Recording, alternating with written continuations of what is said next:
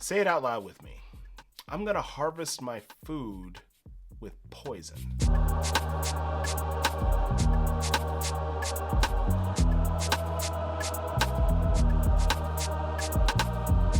I know, there's levels to this debate, and there's big feelings around the issue of lead ammunition. But for me, there's really no debate about the issue of whether or not I'm going to use lead or non-lead for hunting. Let me tell you why. Hi, and welcome back to the channel. If you're new here, my name is Jonathan. I'm a wildlife ecologist showing you how to build the wild kitchen. Now, I've stopped saying that little intro bit in some of my videos because I want to get directly into the content that you clicked on to see. But I think for this discussion, I think it's important to understand that I'm not coming at this solely as a relatively new and inexperienced hunter trying to make a decision about what ballistics I'm going to use to harvest animals that I'm going to feed my family. I'm also coming from this from my profession as a wildlife ecologist and someone who has participated in research that involves lead ammunition and its impact on environments. I've advised students about their research on this topic as well. So this is more than a discussion or an opinion from a concerned citizen. I'm lending my professional expertise to this discussion in hopes that if you are faced with a choice of whether or not you're going to shoot lead or non-lead ammunition, so you have some information that sits outside of the realm of just mere opinion and preference. Now, the broader context of the debate about whether or not shooting non-lead ammunition is something that's viable for hunters has been and continues to be a fairly heated conversation. Thankfully, from the work of so many other people, that discussion, while still spirited, is not as contentious as it used to be. Now, I'm not a ballistics person. There are other videos that you can watch about the ballistic performance of lead versus non-lead ammunition, and I think those videos are worth watching.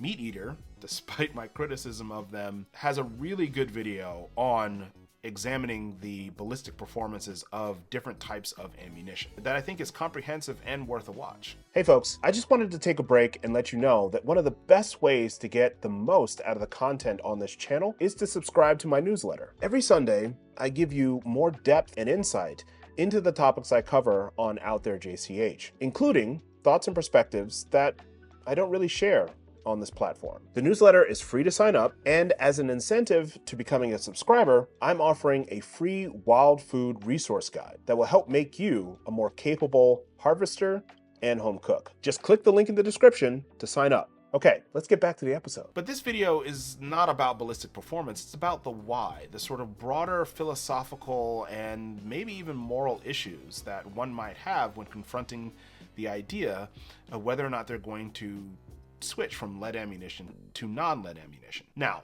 full disclosure on my part, I only shoot non-lead ammunition. Now, since I moved to Michigan, I've switched from rifle hunting for deer to bow hunting for deer.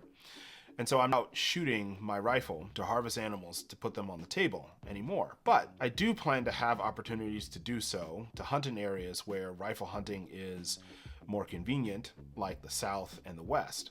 And when I do that, when I pick up my rifle again, the only thing I'm going to be reaching for is non-lead ammunition. So in today's episode, I want to talk about the 3 reasons why I exclusively shoot non-lead ammunition for my .270 rifle and for my .22, and even my air gun. Let's get into it. All right, let's first start with the science. And this is really kind of like the basis for why this debate is something that is being discussed and has been discussed for many years. Now, there are a couple of indisputable facts about lead, things that are really not up for debate. The context of these facts is what matters. But let's first make sure that we're working with the same set of facts. Lead is a toxin. It's a especially bad toxin for every single life form on this planet. It's a neurotoxin. It's a hormone disruptor.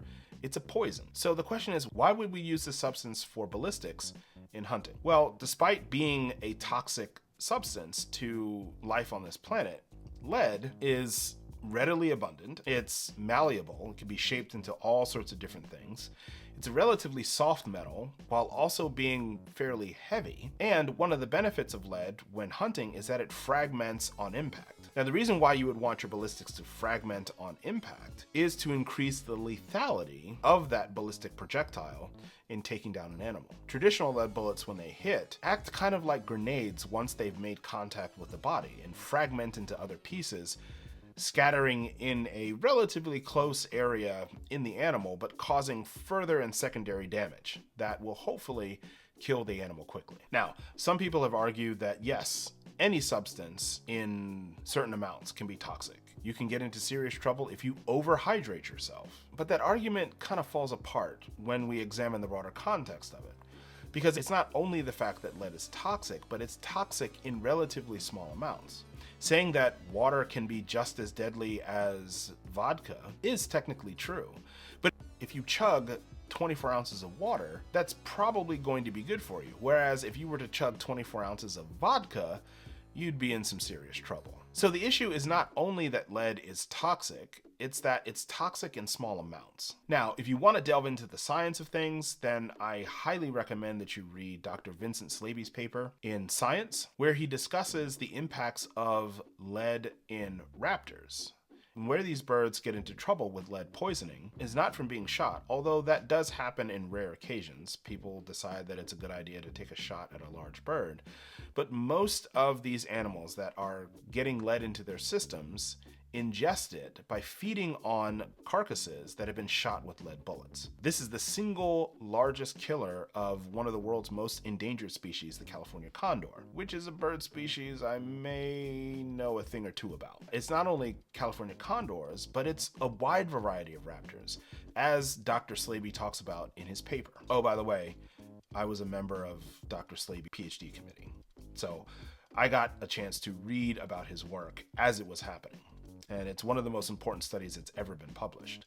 And I think it's an important paper that everyone who uses firearms to harvest animals should read and be aware of. Okay, so that's the science. And if you want to learn more about condors, check out this episode of Ologies, where I talk to Ali Ward about these amazing birds and some of the issues that they're facing in terms of their conservation and persistence on the landscape. Okay, so I want to take a step back from the science a little bit and get a little bit more meta and talking about the philosophy of what we use to harvest the animals that we eat. Not only are we killing animals with poison bullets, those lead fragments remain in the environment. And as Dr. Slaby's research and other research has shown, there are unintended consequences and unintended poisonings of animal relatives in the environment that have broad impacts on how the environment functions. Some other research that I've done was looking at the vulture declines on the Indian subcontinent, which was not caused by lead contamination, but caused by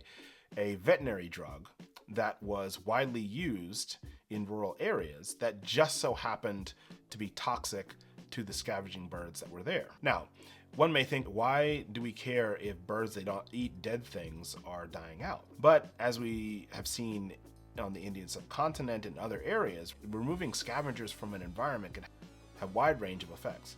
And in India, the dramatic decline of vultures had a profound impact on the economy and the quality of life of people in that country. Removing vultures from the environment through poisoning allowed feral dog populations to explode in India, which then led to a dramatic increase in the number of dog attacks on people and the number of people who died from rabies, all because of vulture declines that were exacerbated by climate change and the introduction of this drug into the environment.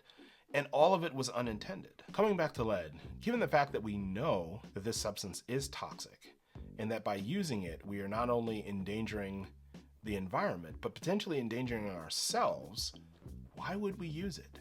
When there's a perfectly viable alternative that, yes, is more expensive, but what's more costly? Spending more money for the ammunition that we're going to use while keeping ourselves and our animal relatives safer, or buying cheap ammunition that we know is going to poison the environment and ourselves? Now, a lot of hunters will say, I've been eating deer all my life and using lead ammunition, and I'm fine and I don't have any adverse effects. None of my family has any adverse effects. And while that may be true, it still means that in all the years that you've hunted, you have left food and introduced lead into an environment that has made others less healthy and safe. So the philosophy of why we would continue to use a substance that we know is toxic simply because it's cheaper than an alternative that we know is far less toxic and harmful to ourselves and the environment is just kind of a puzzling hill to die on. Now, I know I said I'm not a ballistics person,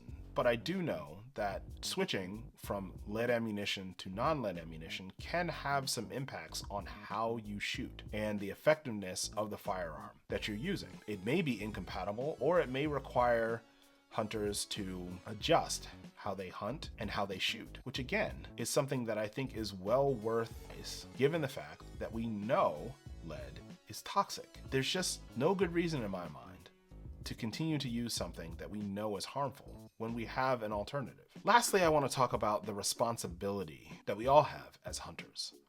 And that's the responsibility to harvest with respect and a mind for sustainability. I actually think that the higher cost of copper ammunition and other non-lead ammunition is a good thing because it forces us, those of us who use firearms, to make choices that are more reflective of the responsibility that we have as people who harvest food from the environment with these tools. We are all going out into spaces that I think many of us have a deep respect for and a deep care for. We want to see those environments sustained so that we can continue to go out and enjoy them and harvest food that's going to sustain us. So because we have that desire, we have a responsibility to our communities, both the ones that we hope to feed from the food that we bring from the environment, and the communities that will continue to exist once we have removed ourselves from it, to be healthy and productive. When the tools that we use can cause lasting harm to those spaces and those environments,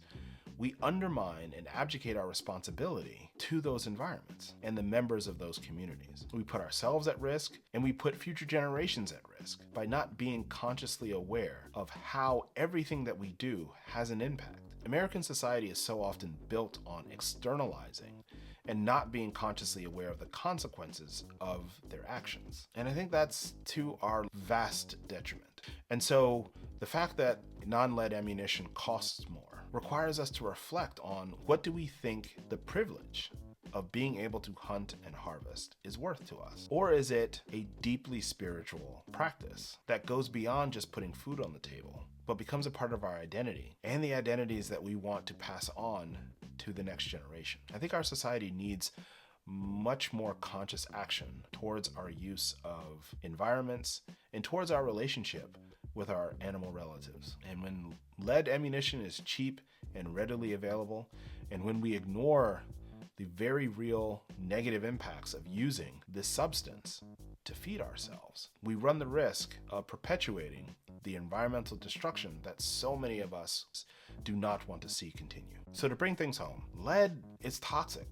We've known this for a very long time. Harvesting our food with poison only makes sense if we are willing to externalize and not be consciously aware of the damage that putting lead into the environment has on us and our non-human relatives. The ballistics between lead and non-lead ammunition are really not that different. And while the cost of non-lead ammunition is higher than the cost of lead ammunition, I think that that higher cost forces us to think more clearly and more holistically about the impacts that we have on ourselves and our environments.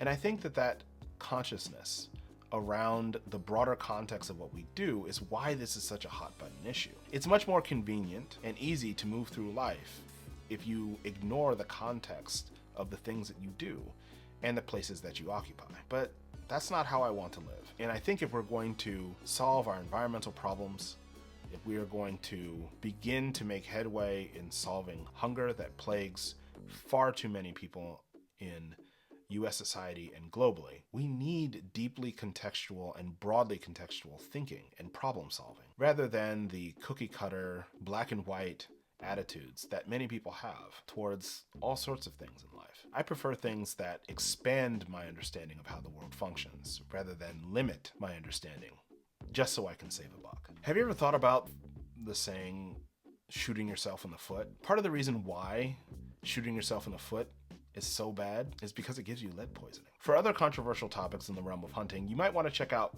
this video. All right, that's all I have for today, and I'll see you next time on.